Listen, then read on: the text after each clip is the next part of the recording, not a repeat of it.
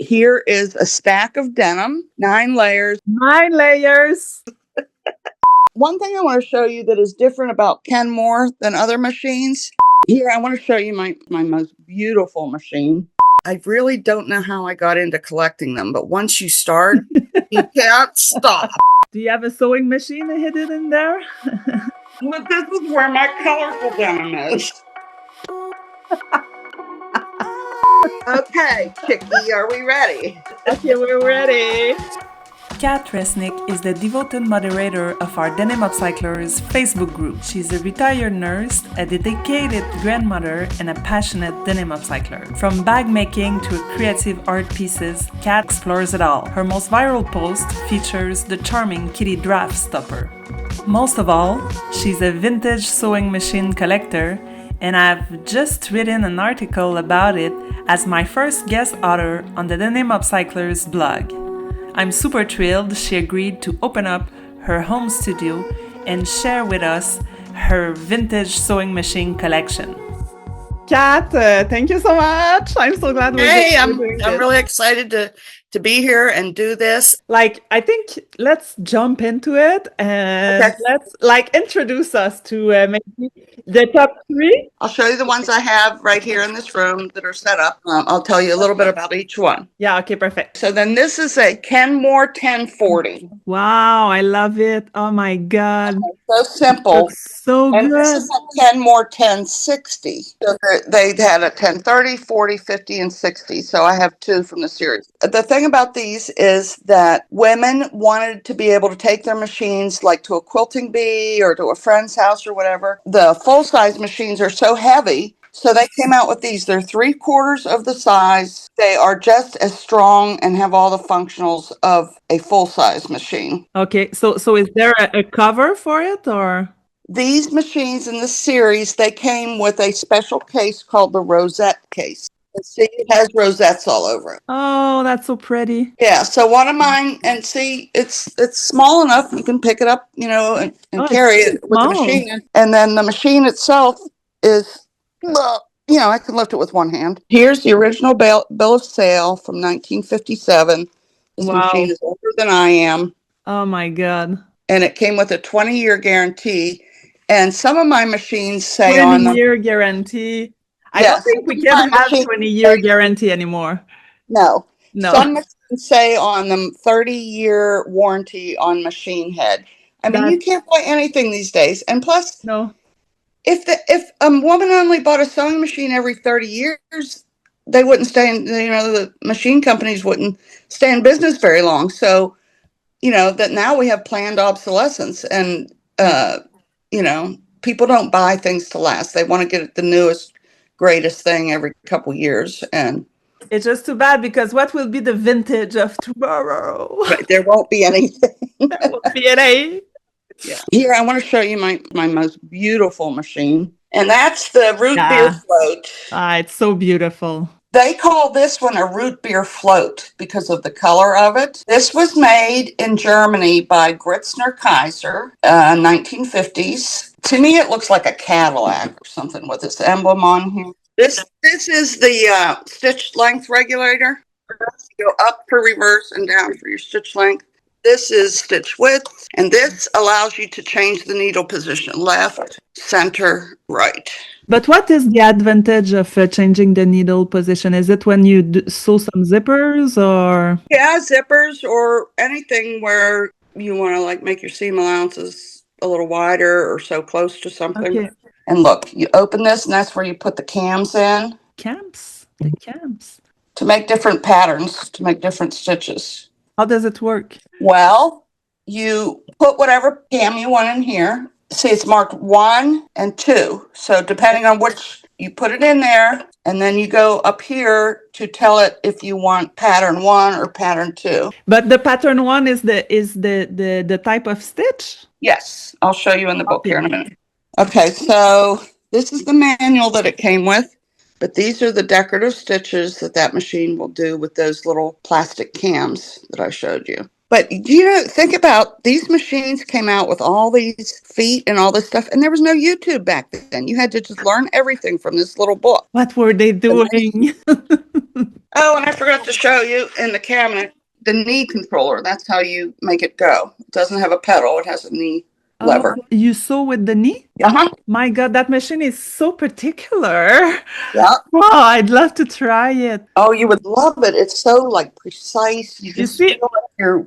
You see on my machine, it's the presser foot. I use my knee to level up the presser foot. Okay, so that one is really beautiful, and I'm really fascinated by that Cams?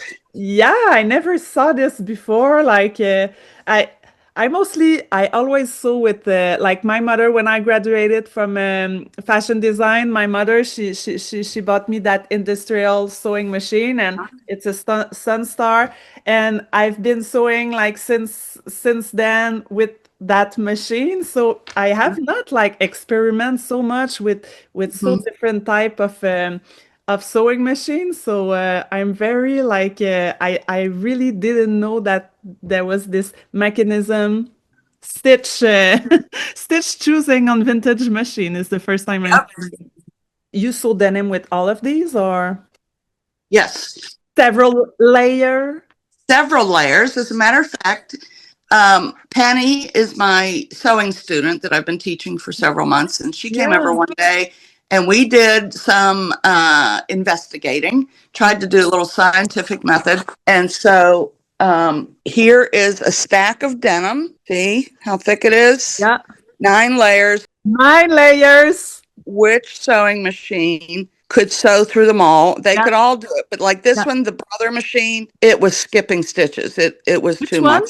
Which machine? My modern. Okay, your modern one. Okay. Yeah, it could do it, but I felt like I was going to break the machine if I kept doing it. This is my Elna Kenmore Princess, and they all could do 9 layers. One thing I want to show you that is different about Kenmore than other machines is that you can raise the presser foot up even higher. That's a good feature. See, like there's a 1/4-inch gap there, but if you do like this, look how high up. So that allows you to get all those layers under there. See, I can still raise it up and get more under there if I want. This is Kenmore model 158 15251, and it has these stitches. You could get them back then that had 20 stitches or 12 stitches or whatever. I bought this one for $50 on Marketplace, and the seller didn't know anything about it. It did not come with a pedal, but I have extra Kenmore pedals, and it didn't come with the bed, to make it a whole bed. So you were able to find a pedal? Yeah. Oh, yeah. And you have boxes of pedal, or? The Kenmore pedals all fit the other machines. So I have like 2 or 3 pedals, and I switch them around for whichever machine. It's a really good, strong machine, and I use it a lot. And one reason I like the ones that were made in the mid-70s is they have this triple stretch stitch, which I find is a very, very good, strong seam. And I use it a lot on denim because the denim will not fray past that seam. So anything made from the 70s on will have stretch stitches because people started using stretch fabrics. So do you use it with stretch denim or with any denim? Any denim. It does is like every stitch it makes, it does a back stitch. Goes forward and then goes back, and goes forward and goes back.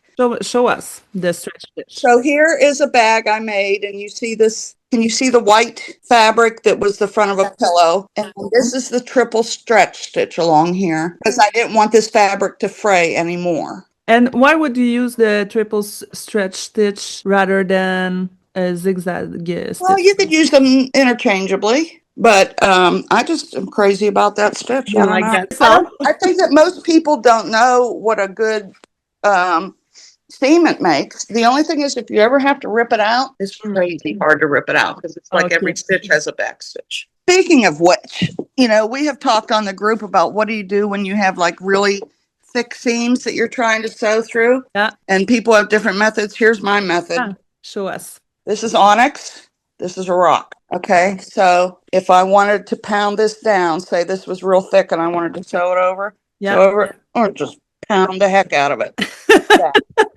That's a bit of a stress release, huh? Yeah, that's right.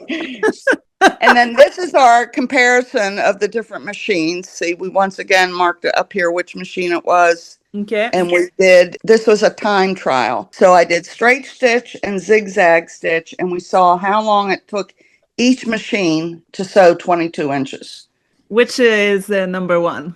I believe it was the Princess. The Princess. Okay. Yeah. This machine is called a Princess Stradivaro, and it was made in Taiwan. Thing weighs like 50 pounds, I think. It is so heavy, but it only does straight stitch and zigzag, but it just drives so smooth. It is so strong. It has a 1.3 amp motor. I mean, it just goes zoom. I feel like I'm driving a Jaguar when I'm using Sewing this with that. Yeah. And this was another one. I bought it from some lady on Marketplace. She had got it from an estate sale, didn't know anything about it. I paid her $50 and I oiled it and everything, and it works fine. When you oil it, where do you put the oil? You put it, there's these little holes that are called journals that you put oil in, and the manual will tell you where those holes are. But the rule of thumb is you apply oil to anywhere where metal meets metal. So anywhere that there's something moving, a piece of metal moving with another piece of metal, you just put one drop of oil on there.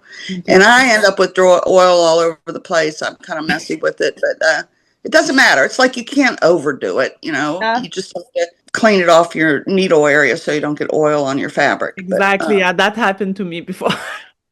You need to be very careful. Make a few stitches with a scrap of fabric. Right. Oh, and then also, I really like that machine, the Princess, when I am sewing like strips, like to do the cat, and I'm just want to go zoom, zoom, zoom as fast as I can, Okay, let's go back to those cats. It's your most liked post. Everyone really loved those kitty drop stoppers. So yes, well, I enjoy making them. I think making the face and the little feet and everything is kind of fun, and everyone's a little different. Like this nose isn't working out. I got to redo his nose. And then this guy just gave him a button nose. This one's really long, and the tails I did differently. Can you see that, the tail, and just some cording that I put in there? oh, so cute. And then I Velcroed this head on because I thought, well, what if you want to take the head off and wash the body if it gets dirty? I just left the raw edges exposed. I think it's cute like that. And then I put a little label on to say that I made it. See the stripe in the middle? That's so I don't have to make all these corners lining and everything. It just makes it easier to sew. And what are the eyes? My friend of them had some of them, and I used hers. It doesn't really sew, and then I ordered some more on Amazon. And do you trace before doing the mustache? I do. I just trace it with a fabric marker and then sew it with that triple stretch stitch. Oh, and you see how I used the pinking shears for the paws? Yeah. I didn't want to have to turn them inside out, so I just pinked the edges. I just cut them out with pinking shears and then stitch them up. Good idea. I would like to know a bit, what's the timeline? Were you a denim upcycler before you were a Kenmore sewing machine lover, or you were Kenmore lover and after got into denim upcycling? I have been sewing for over 50 years because my mother and my grandmother taught me to sew. Oh, wow. And my first sewing machine was a Singer that my mother bought me, back in the 1970s. I really wish I had kept pictures of my sewing machines over the years. I never kept track of it, and I don't remember what all I've had. But I know I bought a Kenmore, a brand new one in the 1980s, and I used it for years and years. And most of the time, I only had one sewing machine. I really don't know how I got into collecting them, but once you start, you can't stop. And I've learned so much about it. It's so fascinating to me, the history of them and everything. I joined up some Facebook groups. My favorite one is called Mr. Kenmore's Neighborhood. It's all really friendly people. And we discuss things other than just Kenmore's. I mean, if you want to talk about Singer or Brother or some other brand, you can. think I counted, I think I have 11 machines plus a serger right now. And so I will not buy any more sewing machines. That's a promise to yourself, but then Yes. And I try to stay off Marketplace because I look at Marketplace and there's tons of machines. I live in the Austin, Texas area, and there's a lot of vintage sewing machines for sale around here. Okay, so do you all buy your Kenmore sewing machine on Marketplace, or you That have? is how it's worked out. My brother, the newest machine I have is a brother embroidery machine, and it was on Marketplace, but it was actually in a pawn shop. So I went to the pawn shop and bought it. But otherwise, everything's been meeting up with somebody in a parking lot or going to their house. And Exchanging sewing machine. yes, and mostly I'd people love to see who are this. selling them, usually the machine has just been sitting, in a garage or a basement or something for years and years. And the person who's selling it usually doesn't know anything about sewing. They don't know if it has all the pieces. They don't know if It's it runs. working. Yeah, and the prices are always negotiable. Like they might start out asking $100, and I'll offer 50 or whatever. I've been very happy with the purchases I've made. I got burned on any of them. I got a good deal on everything. When does the denim took place? Do you remember? Well, I was a child of the 1970s, so I was upcycling denim back when in my teenage years. Yes. Wow. I remember I bought like a chambray work shirt and embroidered all around the collar and the buttons, everything. And of course, we would cut off our jeans and make them into shorts. Yeah. And then when they got holes in them, we'd patch them, and make bill. Oh, yeah. I have bell bottoms. And denim is just such a cool fabric to work with. It's different than other fabrics. And I love the colors and the different effects you can get by like fraying the edges and stuff like that. And I don't know how I found your group, the Denim Upcycler group. I guess it just showed up on my feed one day and I was hooked, and I don't know how I got to be a moderator. I don't remember. How did we do that? But you just keep writing to me. I want to help.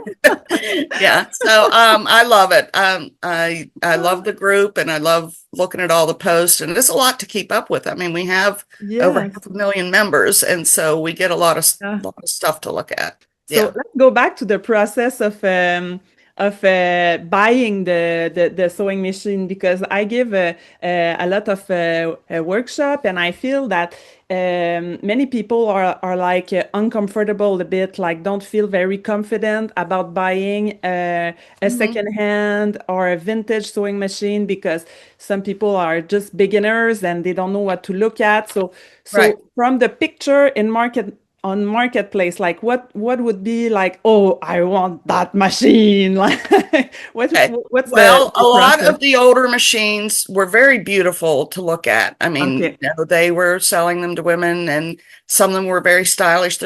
Some people compare them to like classic cars. If you look at the beautiful cars that were produced like in the 50s and 60s, and then you look at these older sewing machines, sometimes they're just gorgeous. But a lot of times the sellers, they'll post a picture of the back of the machine or just the cabinet, not really show the sewing machine. So a lot of times I have to write to them and ask them questions like, can you take a picture of the model plate from the back of the machine that will show the serial number and the model number and all that stuff? That way you know what it is. And so then I will Google it and find out what kind of machine it is. Is it something that I really want for my collection? I usually ask the seller, does it come with the foot pedal? Do you have the accessories, stuff like that? Usually they don't. I mean, and the book? Sometimes they have the manual. The manuals are very easy to find online. And there's a lot of vintage sewing machine groups. There's the Kenmore group that I told you about, but there's other groups too. And there's just a wealth of knowledge that you can learn from that. And as for the routine maintenance and stuff, these machines were made to be serviced by their owner. They weren't made to have to go to a repair shop. So everything's that you have to do for normal, maintenance, oiling and stuff like that is pretty simple, and it's all in the manual. And then you can also go on YouTube and learn about it. And you just have to be brave. And I think I've always been adventurous as far as wanting to learn how to fix things and do things. And so I figure, well, if I spend $50 for a machine and it doesn't work out, oh well, it's my hobby. I have two machines that have problems with the stitch regulator that I haven't been able to fix. So I'll have to get a professional to help me with those. But otherwise, I've been able to get them running. And one thing you want to do if you buy a used machine is the oil in them will get solid after some time. It turns into like a varnish. And if you run a motor when the oil is frozen up like that, you can burn up the motor. So you don't want to run it. I mean, you can plug it in and see if the electricity works, but before you run it after it's been sitting for a long time, you really need to clean it and oil it, and so that when it runs, it's not bound up. You mentioned that you question yourself if it's something you want in your collection. So what is it like? What is it you want in your collection? At a certain point, I like the history of it. Okay. Because like I own a Messerschmitt machine, and I saw it and I was like, what is that? I never heard of that before. Well, it turns out Messerschmitt was a German manufacturer, and he manufactured airplanes for World War II. And after the war, he used slave labor from the prison camps to manufacture these airplanes and stuff. And so after the war, he was sent to prison for war crimes. And when he got out of prison, he was not allowed to make airplanes anymore. Okay. So he went into cars and sewing machines. Wow. Okay. So he produced these sewing machines in the 1950s. And in Germany. And so there's not very many of them in the US because Americans were not keen on buying things from ex-Nazis. Yeah. That wasn't a selling point. I can guess so. They're very rare and they're very cute. So from what I understand, you're very interested into like the historical aspect. Yeah. I mean, usually I buy a machine because it has some function that I want. So this is the manual that came with the Messerschmitt machine. Okay. But can you see what it says on it?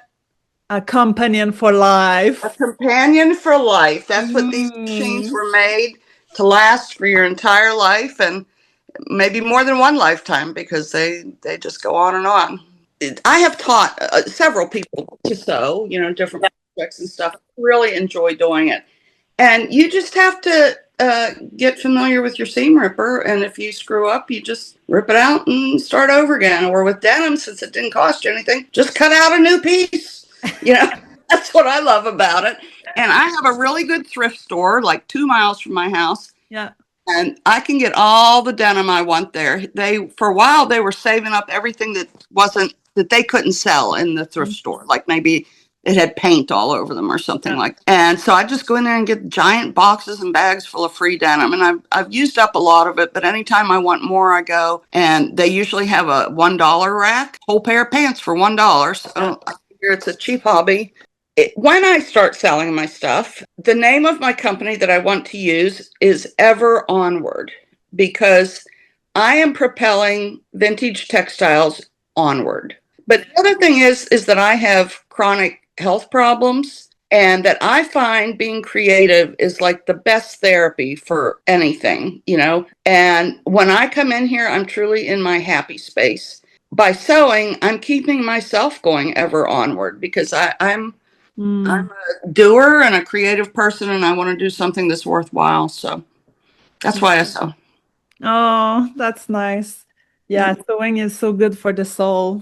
And you meet other people that are sewists, and it's like you can just talk and talk and talk and compare notes and compare techniques and stuff like that. It's really fun. Also, I know you wrote a really great article about your vintage Kenmore sewing machine on the Denim Upcyclers blog, denimupcyclers.com. So you're a guest author of the blog, my first one. Yeah. I'm so excited. So then I'm gonna link that article to the video so people can have more information, technical information on each machine. And I'm sure that if you guys have some question, you can also put it in the comments of the video, and I'm sure Kat, you'll be glad to answer. Yes, I love our denim group. It is so fun, you know. I love it too.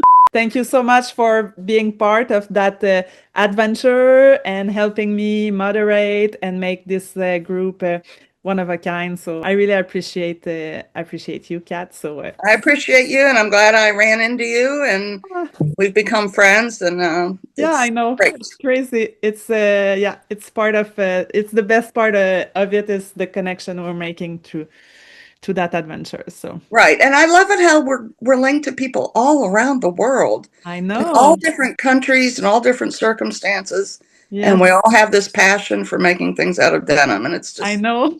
so cool. I know. Yeah. I felt so alone with my hobby, and when the groups start to grow, I couldn't believe it, and it was so like When you and I met, we were under 200,000, and now we're over I 500,000. know we're gonna hit Amazing. 600,000 soon, so it's really exciting. Yep.